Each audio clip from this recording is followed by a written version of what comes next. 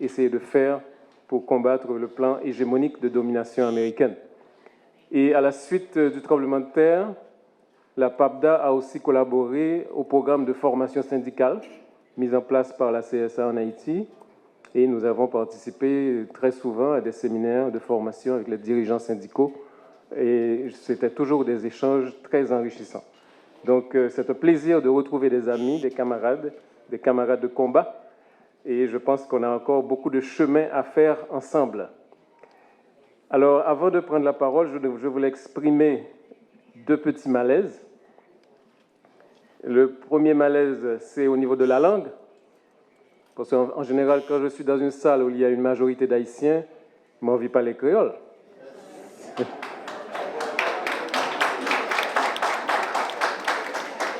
Et donc, je ne sais pas vraiment si je dois m'exprimer en espagnol, en français ou en créole.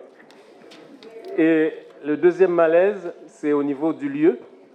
Et évidemment, si nous parlons de solidarité avec Haïti, je pense qu'il faut faire attention au lieu à partir duquel nous allons tisser cette solidarité. Et justement, et c'est très important pour le peuple haïtien, de rejeter le projet global qui fait partie de la vision dominante de ce pays depuis 2010, où justement, on pense que la solution au problème d'Haïti, c'est la généralisation des zones franches. Moi, je ne pense pas que la solution d'Haïti passe par là. Au contraire, je pense qu'il faut une redéfinition du projet économique global. Et dans cette redéfinition, il faut partir de l'intérieur du pays. Il faut partir des forces qui existent au niveau national et échapper à cette tendance à construire une extraversion, une dépendance extravertie, pour utiliser le terme de Fred Doura. Et je pense que cette dépendance extravertie qui a été l'option affirmée pour notre pays depuis l'occupation américaine de 1915 est l'une des causes du chaos que nous sommes en train de vivre aujourd'hui. Donc je souhaite que la prochaine réunion de solidarité de CSA-CSI se fasse effectivement dans un territoire où les différentes sensibilités pourront s'exprimer, où les différentes forces qui vont participer à la reconstruction nationale pourront être présentes. Mais ceci dit, c'est quand même un plaisir d'être là et d'essayer de vous entretenir au niveau de ce qu'on nous a demandé de faire, Fritz, Jean et moi, de camper la structure de l'économie haïtienne et un peu de regarder les perspectives pour l'avenir de notre pays. Alors, d'entrée de jeu, évidemment, il faut dire que, alors je vais d'abord essayer très rapidement de projeter les éléments essentiels de ce que nous sommes en train de vivre aujourd'hui en Haïti. Donc Fritz a très justement parlé de chaos. Effectivement, nous sommes dans une situation tout à fait chaotique, mais c'est un chaos fabriqué, c'est un chaos organisé, et c'est un chaos qui est fonctionnel au système de domination actuel et au projet de domination et de continuité de cette domination. Alors, évidemment, nous sommes en train de vivre la 4e année sans croissance économique, avec une croissance économique négative et avec une perspective de dépression économique qui peut durer longtemps. Okay? Nous sommes dans une situation d'effondrement de la monnaie nationale, donc une crise du taux de change très sévère, avec un effondrement de la valeur de la gourde de plus de 50% au cours des 12 derniers mois. Nous sommes dans une situation avec une inflation galopante. Les derniers chiffres parlent d'une inflation de 45 à 47% interannuelle. Nous sommes en présence d'un pouvoir d'achat qui n'existe pratiquement pas, puisqu'il n'y a pas eu évidemment de réajustement du salaire minimum par rapport à cette inflation et par rapport à la crise du taux de change. Donc il y a un double phénomène, une espèce de ciseau qui enferme tous ceux qui ont des salaires mensuels dans une situation pratiquement invivable et intenable. Donc un effondrement du pouvoir d'achat, c'est pas, à cause de l'inflation, à cause de la crise du taux de change, c'est pas. Et nous avons aussi, sur le plan économique, un affaiblissement du tissu économique qui est lié à tout un ensemble de phénomènes, notamment au phénomène de gangstérisation du territoire national, avec le contrôle d'axes stratégiques qui empêche la circulation des marchandises et des personnes et affecte très sévèrement les entreprises, les micros, les petites et moyennes entreprises haïtiennes. Bon, si on prend l'exemple, par exemple, de la production industrielle de poulet et d'œufs, et suite à des mesures prises par Haïti pour exiger des certificats des producteurs dominicains, et alors qu'on était dans une situation où on dépendait presque à 100% des importations de poulet et d'œufs de la République dominicaine, on avait réussi à construire une capacité productive en Haïti qui atteignait à peu près les 35 à 38% de la demande journalière. Toutes les entreprises qui produisaient des œufs et des poulets industriels ont dû fermer leurs portes en Haïti. Toutes les entreprises. Donc nous sommes revenus à une situation qui existait il y a à peu près une dizaine d'années, une dépendance à peu près de près de 100% de la dominicaine. Donc ça, c'est un exemple qui montre effectivement que nous sommes dans une situation extrêmement grave et une situation où effectivement les coûts sont extrêmement sévères pour l'ensemble de la population, mais en particulier évidemment pour les travailleurs qui vivent des situations de grande précarité, n'est-ce pas? Avec aujourd'hui, on calcule à peu près 47% de la population haïtienne qui vit dans une situation d'insécurité alimentaire.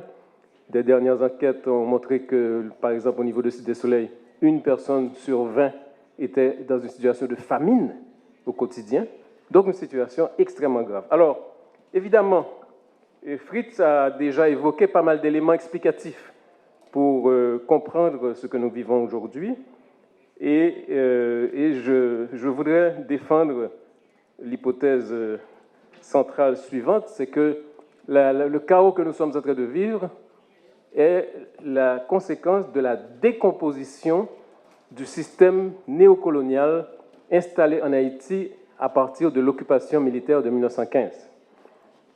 Vous le savez tous, en 1915, il y a eu un débarquement des troupes nord-américaines, enfin états-uniennes en Haïti, et à partir de ce débarquement, que l'historien haïtien Rolf Trouillot compare à un tremblement de terre, des pans entiers de l'économie haïtienne ont disparu, et à la place, on a construit un système d'extraversion dépendante avec des mécanismes de contrôle et de tutelle où la plupart des décisions stratégiques pour orienter l'économie nationale, les politiques macroéconomiques, les politiques sectorielles, sont prises à Washington.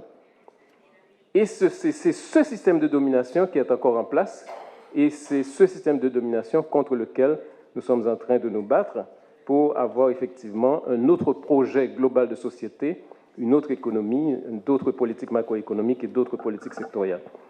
Donc, cette décomposition du système installé depuis 1915, évidemment, est due à tout un ensemble de facteurs, notamment les mutations de l'économie mondiale, les mutations au niveau régional, les changements importants en termes de déploiement démographique au niveau du territoire. Nous avons eu, au cours des 20 dernières années, une urbanisation exponentielle, mais une urbanisation chaotique, non organisée, n'est-ce pas?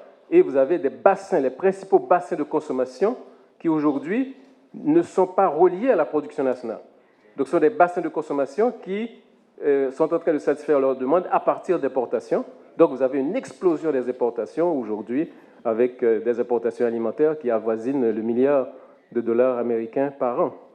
Donc c'est très très important de comprendre ce qui s'est passé pour rompre avec justement le narratif traditionnel sur Haïti qui présente Haïti un pays qui a toujours été pauvre. C'est pas vrai.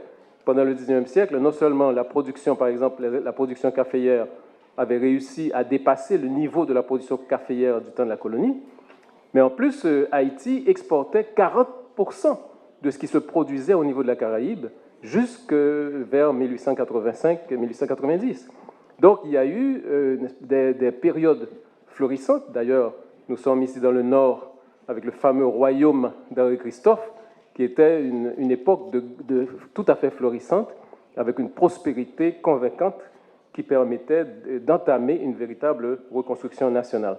Mais il y en a eu, après la mort de Dessalines et de Christophe, le triomphe d'un processus de contre-révolution qui a mis à bas le projet révolutionnaire et qui a installé un État néocolonial. Et le choc de 1915 a aggravé la situation. Donc, la sous-intégration d'Haïti dans l'économie mondiale vient d'un phénomène de double solitude. Solitude par rapport aux empires dominants, qui ne pouvaient pas accepter une révolution anti-esclavagiste, puisque la plupart de ces pays vivaient de l'esclavage. L'esclavage a été aboli en Haïti en 1793 et aux États-Unis en 1862, au Brésil en 1888. Donc ça veut dire que toutes les puissances voyaient Haïti comme un danger et qu'il fallait absolument éliminer et qu'il fallait absolument démontrer que ce projet n'était pas viable et allait aboutir à un échec. Donc c'était vital pour les empires d'asphyxier Haïti, n'est-ce pas? Et en plus, on a eu une deuxième solitude par rapport aux révolutions indépendantistes de l'Amérique latine, qui sont des révolutions qui se sont concentrées sur la rupture des liens de domination avec le Portugal et l'Espagne, mais qui ont conservé les relations sociales pro-esclavagistes ou carrément esclavagistes. Donc Haïti, comme triomphe d'une révolution anti-esclavagiste, représentait aussi un danger pour les pays récemment indépendants de l'Amérique latine, ce qui explique que nous n'avons pas été invités au congrès amphithéonique de Panama. Donc nous avons vécu une double solitude et je pense que nous sommes en train de vivre aujourd'hui encore une terrible solitude qui fait que la plupart des peuples ne comprennent pas ce qui se vit en Haïti et c'est pour cela que c'est tellement important de tisser des réseaux de solidarité, de tisser des activités concrètes de solidarité pour pouvoir produire un autre narratif sur Haïti parce qu'il est impossible de construire des projets de solidarité si on ne comprend pas ce qui se passe et on ne connaît pas l'origine de ces problèmes. Alors, 1915, un choc terrible, et ce choc a eu des conséquences extrêmement dramatiques. Une de ces conséquences, c'est justement ce que mon collègue Fritz Jean a évoqué il y a un instant, l'hyperconcentration autour de la région métropolitaine de Port-au-Prince. Donc l'une des activités des occupants était justement de briser le dynamisme économique de différentes régions, pour concentrer le tout à Port-au-Prince. Évidemment, c'est beaucoup plus facile de contrôler militairement un territoire quand tous les pouvoirs sont concentrés en un point. Donc, on a effacé le dynamisme économique des régions. Il y a eu aussi, évidemment, toutes de nouvelles modalités de spécialisation au niveau de la Caraïbe. Donc, c'est l'époque où il y a un nouveau terrain ou une nouvelle division internationale du travail au niveau de la Caraïbe. Et on confie à Haïti le rôle de fournir de la main-d'œuvre à bon marché aux économies avoisinantes, en particulier d'abord Cuba, ensuite la République dominicaine. Donc on investit massivement en République dominicaine et à Cuba pour moderniser l'industrie sucrière, et Haïti fournit la main-d'œuvre à bon marché. Et donc, quand je parle de migration, qui devient un élément essentiel de la formation sociale haïtienne, c'est que nous avons vu 400 000 travailleurs ruraux haïtiens quitter le territoire national pour aller s'installer à Cuba dans les batailles de production de canne à sucre. Et 400 000 travailleurs qui laissent un pays dans l'espace de moins de 10 ans sur une population à l'époque de 2,8 millions d'habitants. Ça veut dire que 45% de la population économiquement active est arrachée du territoire national et est transportée vers Cuba. Donc, c'est un élément extrêmement important pour comprendre les origines de la crise haïtienne et du chaos que nous sommes en train de vivre avec un capitalisme extrêmement rachitique, des mécanismes de dépendance financière et aussi, et ça c'est très important de le souligner, la gestion violente des conflits politiques. Ça veut dire que l'intervention des États-Unis en Haïti a conduit à peu près 30 000 morts. Nous avons eu une guerre carco de 5 ans, etc. Mais on a construit un État qui reproduit cette même logique d'hyperconcentration de pouvoir. Si vous voyez par exemple Sténo Vincent qui fait des changements au niveau de la Constitution pour reconcentrer le pouvoir autour de la personne du chef de l'État, ceci nous rappelle beaucoup un peu l'initiative de Jovenel Moïse, par exemple, de reconcentrer tous les pouvoirs autour d'un chef de l'État, pas? Et vous avez un État qui, justement, gère les conflits sociaux par la violence. Et c'est très important de souligner ceci parce que il y a une tradition qui s'est installée en Haïti où, justement, on utilise les forces publiques traditionnelles, la police et l'armée pour gérer les conflits, mais aussi on utilise beaucoup des forces informelles, parallèles aux forces publiques, et ceci depuis la tradition des tontons macoutes de Duvalier. Et après 1986, nous avons eu une succession de corps paramilitaires les attachés, les Ingledo. L'un des plus célèbres, évidemment, c'est le FRAPP, pendant le coup d'État contre Jean-Bertrand Aristide en 1991, où on confie un ensemble de tâches à ces groupes informels et qui s'expriment toujours à travers une violence extrême, des viols massifs, incendies collectifs. Si vous avez sûrement entendu parler, par exemple, du massacre de Raboto en 1992, n'est-ce pas, où les gens ont été fusillés de façon indiscriminée. Et donc cette violence extrême pour installer un climat de terreur et pour empêcher à la population de s'organiser pour défendre ses droits et avoir un minimum de participation politique. Et ce qui est très intéressant à constater, c'est que pendant le coup d'État de 91, qui avait été fait par le général d'armée, M. Raoul Cedras, mais que M. Raoul Cedras, en faisant son coup d'État, et les documents déclassifiés révèlent que M. Raoul Cedras était un agent de la CIA, qui recevait son chèque chaque mois de la CIA. Et en même temps, en face, vous avez le FRAPP, un corps paramilitaire qui exerce cette violence extrême, qui était dirigé aussi par un autre agent de la CIA. Donc vous avez cette division du travail entre forces classiques, forces publiques classiques et forces informelles, et qui sont évidemment dirigées par le même agenda politique. Donc ça, c'est très, très important de le souligner pour comprendre ce que nous sommes en train de vivre aujourd'hui à travers la gangstérisation de l'État et des institutions. Et ce qui est très important à souligner, c'est que l'intervention militaire de 1915 a interrompu un processus de construction institutionnelle. Je peux prendre l'exemple, quand les militaires américains sont arrivés, l'une des premières choses, c'était de fermer la Cour des comptes. La Cour des comptes, qui était un organisme extrêmement important de contrôle des dépenses de l'exécutif, n'est-ce pas? Ceci a été fermé par les Américains sous prétexte que la comptabilité était désuète, donc nous allons moderniser cette comptabilité, mais les Américains ont fonctionné de 1915 jusqu'à 1928-29 sans aucun contrôle des dépenses publiques. OK? Donc, vous voyez, donc cette interruption d'un processus de construction institutionnelle est très importante pour comprendre la situation actuelle. Alors, en plus de ce moment très important de 1915, il faut comprendre aussi, et là je vais aller beaucoup plus vite, c'est que le pays a vécu un ensemble de chocs très importants et qui participent à la fabrication de ce chaos. Bien sûr, il y a eu la dictature trentenaire des Duvalier, pas, et qui effectivement a détruit un ensemble de choses au niveau national et a introduit une nouvelle tradition d'expulsion massive de cadres. C'est à partir de 1960 que nous avons une émigration massive des cadres de l'université, des professionnels, etc. Vous voyez que Haïti, par exemple, comme petit pays, a été le principal contributeur au niveau mondial des programmes des Nations Unies pour appuyer les pays nouvellement indépendants en Afrique. Le principal contributeur.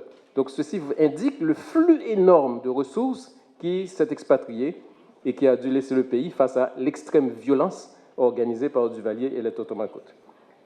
Vous avez eu aussi l'introduction, à partir de novembre 1983, de l'agenda néolibéral. Et ça, c'est très important. Donc, à partir de novembre 1983, le gouvernement de Jean-Claude Duvalier signe un accord stand-by avec le Fonds monétaire international en échange d'un prêt de 60 millions de dollars américains qui, finalement, n'a jamais été déboursé intégralement, comme d'habitude. Et en fait, à partir de ce moment-là, les politiques macroéconomiques, les politiques sectorielles sont articulées à partir de la vision néolibérale. OK?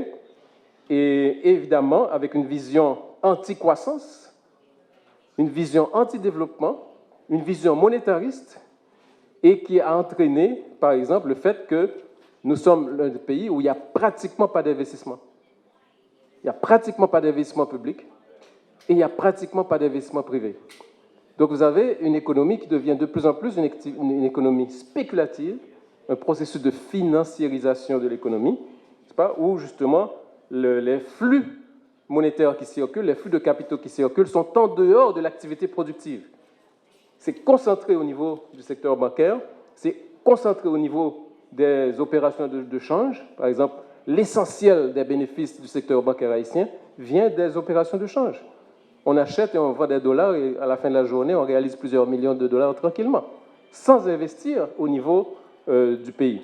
Et vous avez, si vous regardez le portefeuille du crédit des banques commerciales, vous avez plus de 98% du crédit qui est concentré à Port-au-Prince, et qui est concentré pour financer des activités de consommation.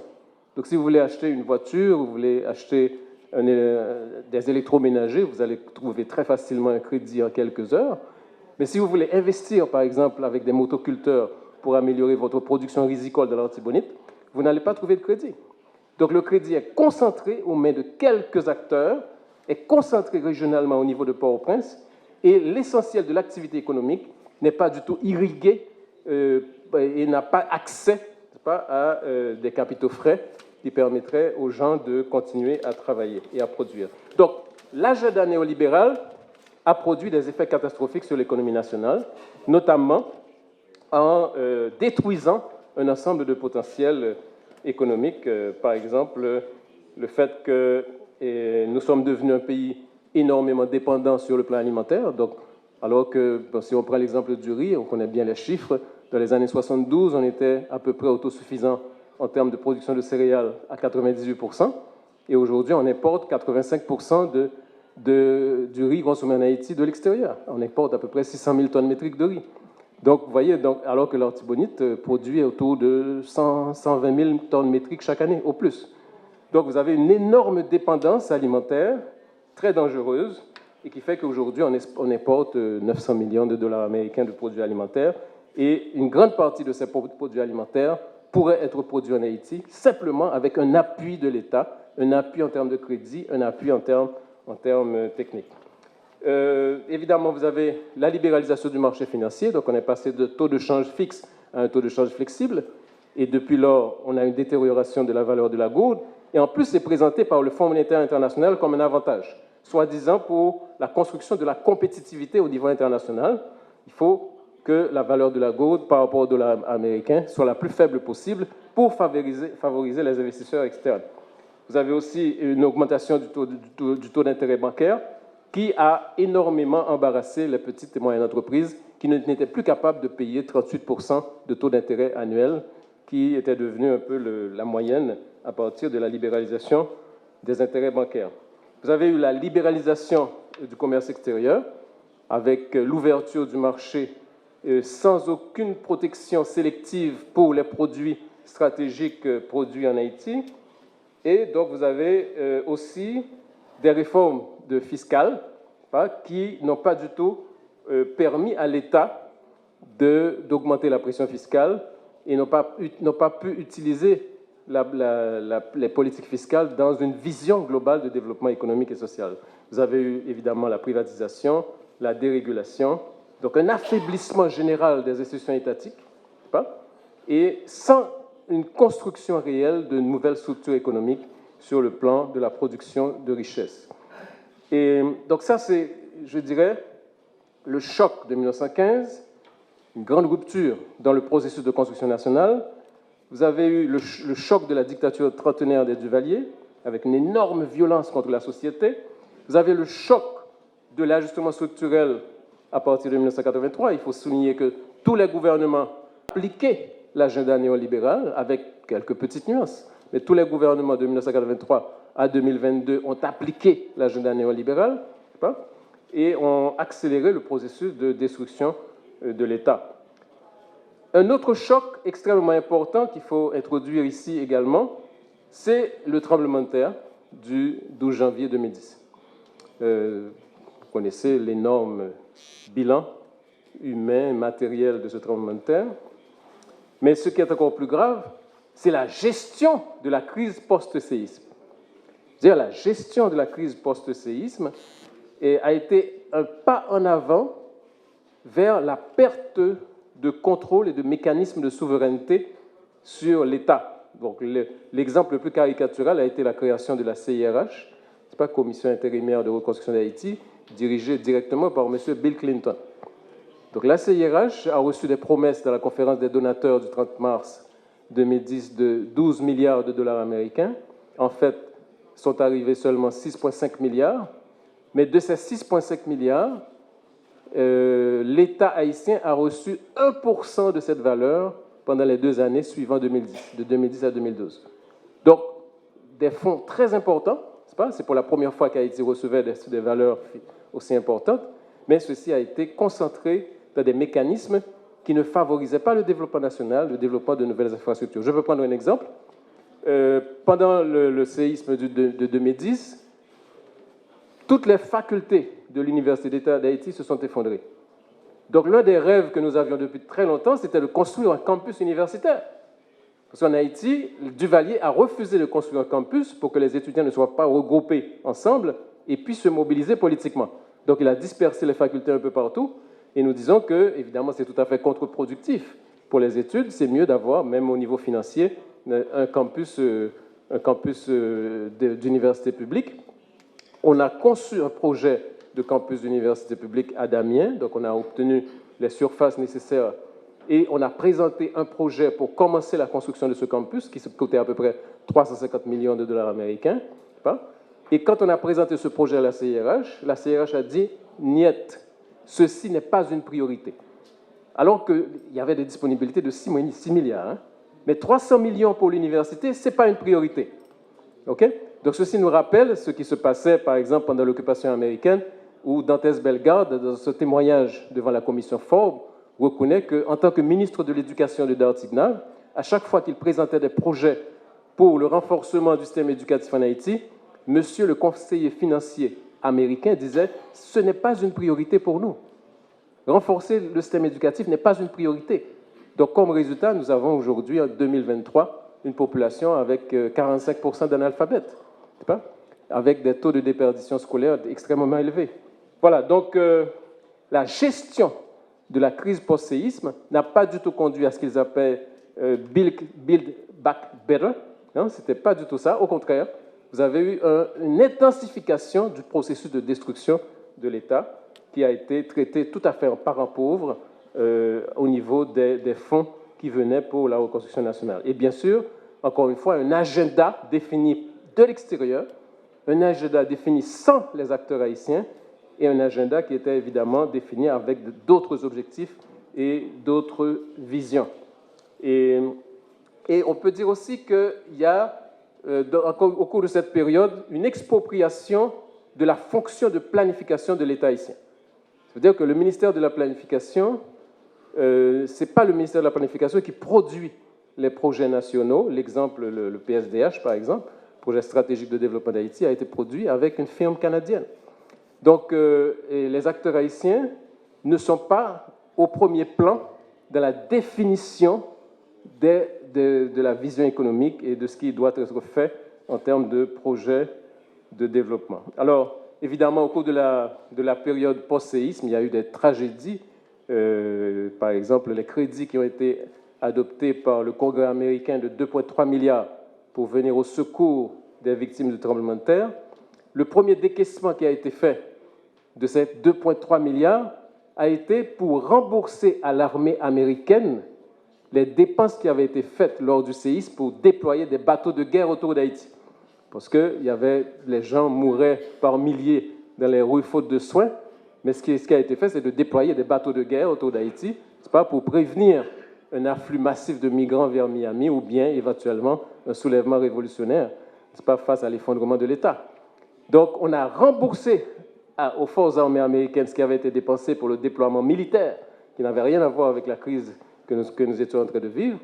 Et le deuxième paiement, qui venait toujours de ces fonds soi-disant décaissés pour les victimes du séisme du tremblement de terre, le deuxième paiement a été de rembourser à la BID une annulation de la dette d'Haïti qui avait été faite en 2009, où la BID avait annulé 82% du stock de la dette envers la Banque interaméricaine de développement. Donc, vous voyez, donc des fonds très généreusement décaissés, mais qui n'ont servi absolument à rien au niveau du développement national et du renforcement des acteurs nationaux. Alors, évidemment, ce sont des chocs qui nous permettent d'expliquer un peu la situation que nous sommes en train de vivre aujourd'hui. Et il faut aussi souligner un élément très, très important, c'est que pour comprendre la crise haïtienne, il faut situer aussi le pays dans le cadre d'une discussion géostratégique au niveau de la Caraïbe Donc la Caraïbe, malgré que nous sommes de tout petits États avec des populations réduites et des territoires insignifiants, mais la Caraïbe joue un rôle très très important au niveau mondial pour un ensemble de raisons, notamment la Caraïbe est un lieu de transit très important. Hein, et vous voyez tout ce qui a été fait avec le canal de Panama, le canal que la Chine est en train de financer au niveau de Nicaragua, canal interocéanique. Donc c'est un lieu de transit extrêmement important et compte tenu de l'explosion de la production industrielle en Asie, les flux augmentent de façon importante. Donc le contrôle politique sur la Caraïbe est un élément essentiel pour les multinationales et les grandes puissances. En plus de cela, la Caraïbe, depuis le début du XXe siècle, a été définie comme réservoir de main-d'œuvre à bon marché. Ce n'est pas seulement Haïti qui est expert de la main-d'œuvre. Hein. Porto Rico a plus de citoyens portoricains aux États-Unis qu'à Porto Rico. Il y a plus de Martiniquais en France qu'à la Martinique. Donc vous avez une exportation massive de main-d'œuvre à bon marché. La Caraïbe, c'est aussi le lieu des paradis fiscaux, des milliers de paradis fiscaux qui permettent à l'économie criminelle de prospérer, d'avoir des fonds extrêmement importants qui sont cachés dans les paradis fiscaux. La Caraïbe, c'est aussi la mer Caraïbe, avec des ressources biologiques extrêmement stratégiques. Et nous savons que pendant le XXIe siècle, la lutte pour le contrôle des ressources biologiques va jouer un rôle fondamental. Donc il y a tout un ensemble de facteurs qui expliquent que la Caraïbe est un élément très, très, très important dans le cadre des combats géostratégiques. Et nous sommes dans une conjoncture de transition hégémonique, c'est pas ? Donc c'est très, très important de maintenir le contrôle politique sur Haïti, d'éviter qu'un projet populaire triomphe en Haïti et surtout d'éviter une éventuelle alliance entre Haïti, Cuba et le Venezuela. Donc, pour les États-Unis, c'est un point extrêmement important qui explique un peu les choix tout à fait aberrants qui sont faits au niveau de la politique américaine vers Haïti. Parce que comment comprendre, par exemple, que les États-Unis ont appuyé, continuent d'appuyer le projet de l'extrême droite haïtienne, appuyé sans réserve. D'abord, les Américains ont imposé M. Martelly à la présidence. Le contrôle de l'espace électoral s'est fait sans phare. Il était évident que M. Martelly n'a pas gagné les élections. M. Martelly a été imposé par les États-Unis d'Amérique. Et les différentes saisons du PHTK, nous avons maintenant la 3e saison. Donc, première saison avec M. Martelly, 2e saison avec M. Jovenel Moïse et 3e saison avec M. Ariel Henry. Ces 3 saisons ont été appuyées de façon inconditionnelle par le gouvernement américain et la plupart des acteurs internationaux. Et alors qu'il était évident, ce n'est pas seulement les dénonciations qui sont faites, mais il était évident que le projet dominant de cette clique politique, c'était effacer les progrès démocratiques du peuple haïtien depuis 1986, de reconcentrer le pouvoir autour d'une personne comme l'a fait Sténio Vincent, d'éliminer tout ce qui est contrôle institutionnel installé par exemple par la Constitution de 1987 avec l'esprit du check and balance. Et si vous n'avez qu'à jeter un petit coup d'œil sur le projet de Constitution de Jovenel Moïse, vous allez voir qu'il s'agit d'éliminer la plupart des avancées démocratiques du peuple haïtien après 1986. Et les centaines de décrets qui ont été pris par le gouvernement de Jovenel Moïse en l'absence du Parlement sont tous d'inspiration liberticide, hein, comme par exemple un organisme d'intelligence qui jouit de tous les privilèges, de toutes les prérogatives et qui jouit d'une impunité la plus totale. Alors, un autre choc, avant de conclure, un autre choc extrêmement important que nous avons subi, c'est l'occupation militaire de la MINUSTAH de 2004 à 2017. Et cette occupation militaire est intervenue dans un moment de grande crise au niveau de notre pays en 2004. Et cette occupation militaire n'a pas du tout permis d'accomplir les objectifs postulés par la résolution 1542 du Conseil de sécurité de 2004. Ça veut dire, par exemple, sécurité citoyenne, ça veut dire renforcement de l'État, ça veut dire renforcement du système électoral, renforcement du système carcéral, défense et promotion des droits humains. Tout ceci a échoué Et nous sommes dans une situation pire que celle qui existait à l'arrivée de la MINUSTAH.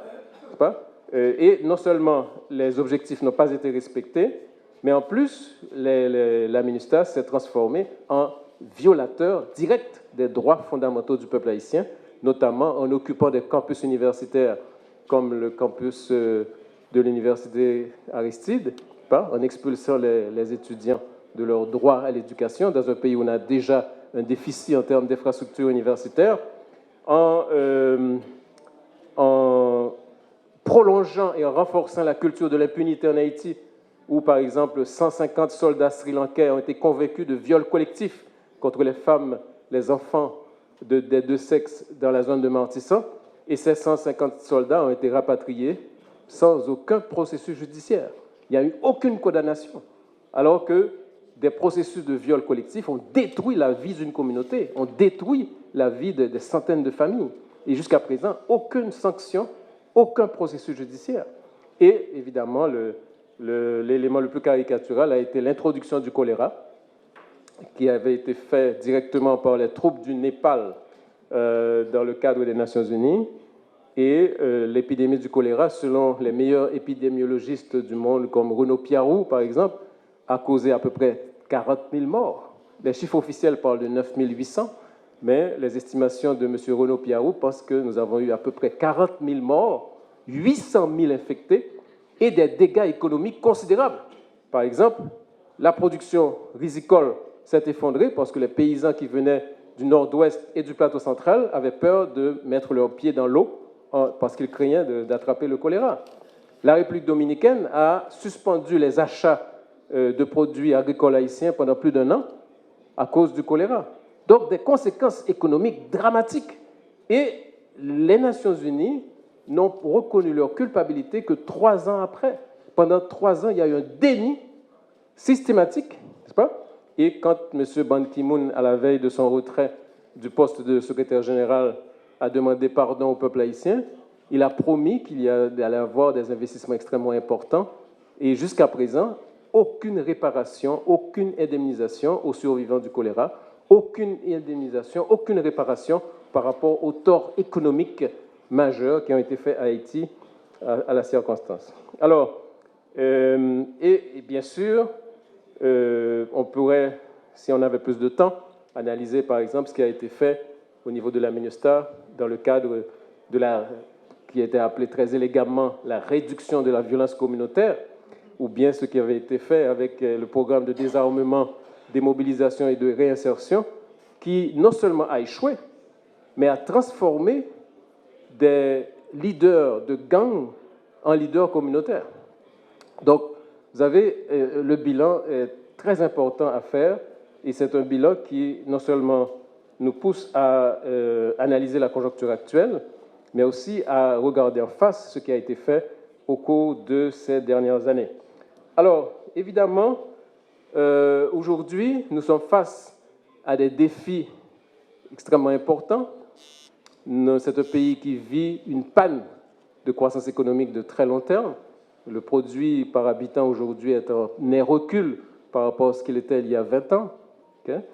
Vous avez une terrible polarisation économique et sociale où la concentration de richesses est accélérée de façon incroyable, pas? Alors que vous avez une augmentation des problèmes de faim, de sous-alimentation et d'insécurité alimentaire. En 2017, et c'était l'année où Haïti avait importé le plus de voitures de luxe. Donc vous avez une polarisation scandaleuse, n'est-ce pas? Et évidemment, dans un cadre où justement, vous avez des centaines de milliers de jeunes qui arrivent sur le marché de l'emploi chaque année, sans aucun espoir de trouver du travail, sans aucun espoir d'être employés. Et vous avez une économie, donc une panne de croissance, une polarisation sociale économique invivable.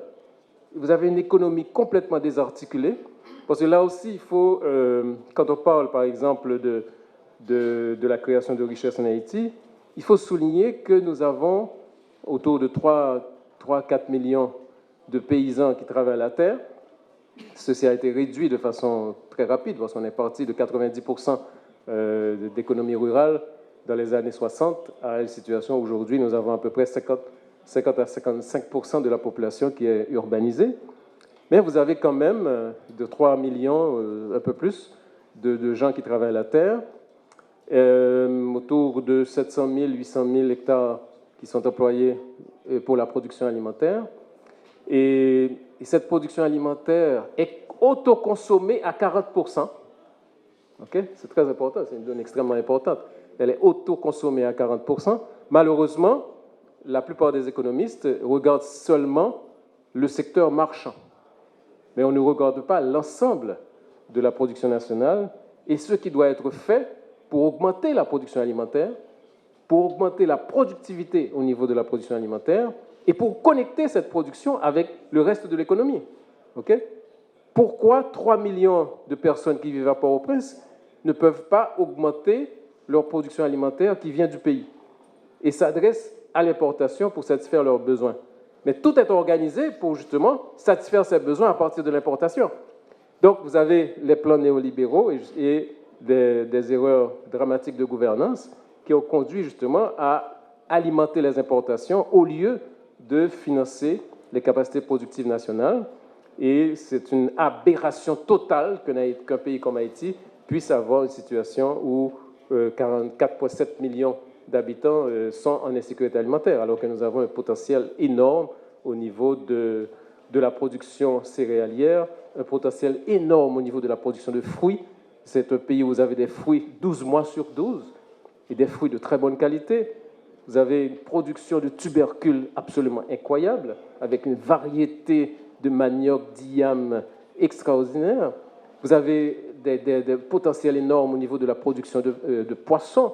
En Haïti, vous avez une sous-utilisation à ce niveau-là, puisque finalement les Haïtiens consomment très peu de poissons. C'est 8 kg par tête par habitant par an, alors que là, à la Jamaïque, nous sommes déjà à 22-25 kg par tête et par an. Si on fait passer la consommation de poissons de 8 à 16 kg par tête et par an, vous avez une situation presque révolutionnaire. Vous avez des centaines de milliers de pêcheurs qui connaissent bien la mer, mais qui en général n'ont pas d'équipement pour aller en haute mer, c'est pas? Des bateaux des bateaux à moteur permettant d'aller en haute mer. Un bateau coûte moins que les voitures de luxe Toyota qui sont achetées par le gouvernement haïtien pour les promenades à Port-au-Prince. Donc, il faut réorienter les options en termes d'investissement et justement abandonner l'option monétariste, abandonner l'orientation des politiques économiques et favoriser un investissement massif au niveau de la production, un investissement massif au niveau de la production agricole, un investissement massif au niveau des institutions de petite transformation, et qui permettrait justement de connecter les différents pans de l'économie nationale et de renforcer aussi nos capacités d'exportation. Parce qu'en fait, c'est l'un des malentendus, c'est que pour la plupart des économistes traditionnels, la santé de l'économie se mesure à sa capacité à produire des biens exportables. Alors qu'il faut exporter, bien sûr, mais il faut exporter à partir de capacités renforcées au niveau national. Il faut d'abord se renforcer soi-même avant de pouvoir être performant sur le marché mondial. Tous les pays ont fait l'expérience en Amérique latine, qui sont devenus des exportateurs performants, mais ils ont d'abord résolu des problèmes de relations de production interne. Par exemple, aujourd'hui, on ne peut pas, Haïti ne sera jamais un exportateur performant, même dans les domaines où nous avons des avantages énormes. Par exemple, au niveau des exportations de mangue. Haïti, c'est un paradis de la mangue. 168 variétés de mangue, n'est-ce pas, avec une extraordinaire variété de mangue de très grande qualité, avec des centaines de milliers de gens qui sont engagés dans la production et la commercialisation de mangue. Mais pour devenir un exportateur performant de mangue, il faut qu'il y ait des changements au niveau de la tenue de la terre, au niveau des relations sociales de production dans l'agriculture, ce qui permettrait justement d'avoir une autre réalité économique et avoir aussi d'autres relations entre les producteurs. Et ceci, évidemment, permettrait, ces changements doivent permettre de lutter contre l'informalisation, parce que nous avons une économie, comme l'a souligné Fritz, informalisée, pas?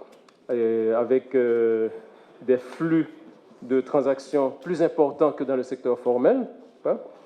Vous avez une extraversion qui détruit les potentiels qui existent en Haïti. Vous avez une urbanisation chaotique et vous avez une absence totale d'investissement et de plus en plus une tendance où les flux financiers sont vers la financiarisation. Je n'ai pas besoin de parler de la gangstérisation, ceci a été très bien illustré par Fritz, et moi je pourrais même parler d'une mafiacratie, du pouvoir de la mafia, et ce n'est pas seulement en Haïti d'ailleurs, en Amérique latine, nous avons, comme au Paraguay par exemple, dans d'autres pays comme le Salvador, une tendance où l'économie est de plus en plus orientée vers une économie dominée par les transactions criminelles, par le trafic de la drogue et les trafics illicites, et de moins en moins vers la production de biens et de services qui vont renforcer la population. Alors, au niveau de la discussion, très certainement, nous allons parler des zones franches. Et pour nous, c'est très important de voir que le bassin de création d'emplois au niveau des zones franches n'est pas suffisant pour répondre aux problèmes d'emploi en Haïti, parce qu'il faut créer des centaines de milliers d'emplois, n'est-ce pas? Et pour que les zones franches puissent être un apport positif au développement national, il faut absolument construire des liens en amont et en aval. Aujourd'hui, nous avons malheureusement des zones franches où 100% des intrants sont importés, okay, et 100% de la production est réexportée vers le marché international. Donc, les retombées sur l'économie nationale sont marginales.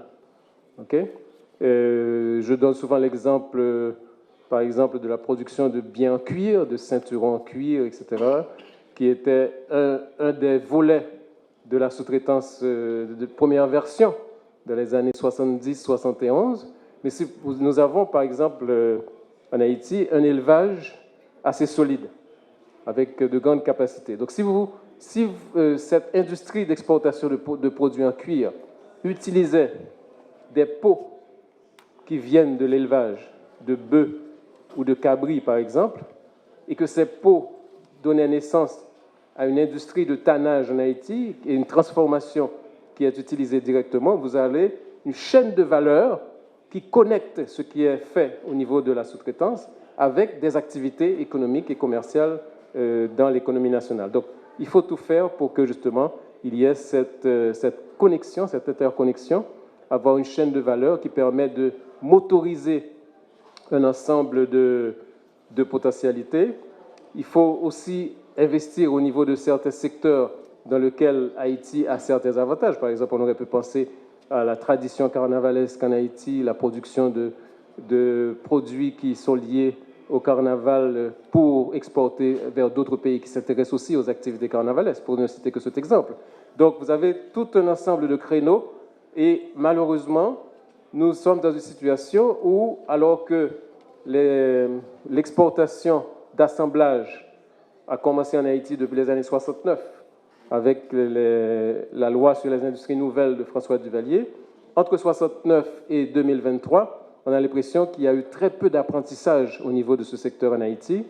C'est pas non seulement en termes de connexion avec d'autres sous-secteurs économiques, mais aussi au niveau de la formation, parce qu'il faut avoir aussi un élément très important de formation de la main-d'œuvre qui permettrait justement d'avoir une productivité plus importante et aussi d'avoir une montée en gamme en termes de produits, ne pas se concentrer sur les t-shirts, mais avoir des produits plus complexes, c'est pas, comme par exemple les vêtements chirurgicaux, pour ne citer que cet exemple, qui permettrait, n'est-ce pas, d'avoir une modification au niveau de la chaîne de valeur et favoriserait l'économie nationale. Donc voilà, donc pour nous, il faut un débat sur les impasses de l'économie haïtienne, et il faut aussi un débat sur le modèle économique à mettre en œuvre qui permettrait d'avancer et de résoudre les problèmes les plus importants. Pour finir, je dois dire que la crise actuelle et le chaos que nous sommes en train de vivre et de subir, et qui est justement le résultat de cet ensemble de chocs que j'ai évoqués, mais le nœud de la question aujourd'hui, il est politique. Ça veut dire que vous avez l'un des chocs que nous avons subis et que nous sommes en train de subir, c'est la confection d'une nouvelle extrême droite appuyée par les États-Unis en Haïti. Et cette confection d'une nouvelle extrême droite rentrait dans un plan global, parce que les États-Unis avaient besoin de forces politiques nouvelles pour faire face au cycle qu'on appelle le cycle progressiste en Amérique latine de 1998 à 2015. Et ce n'est pas par hasard, si vous observez le discours politique de Bolsonaro, de M. Trump ou de M. Martelly, c'est à peu près la même chose. C'est le même registre, c'est les mêmes tactiques, c'est le même réseau international, etc. Donc, on a construit une nouvelle extrême droite qui devait freiner les projets démocratiques du peuple haïtien.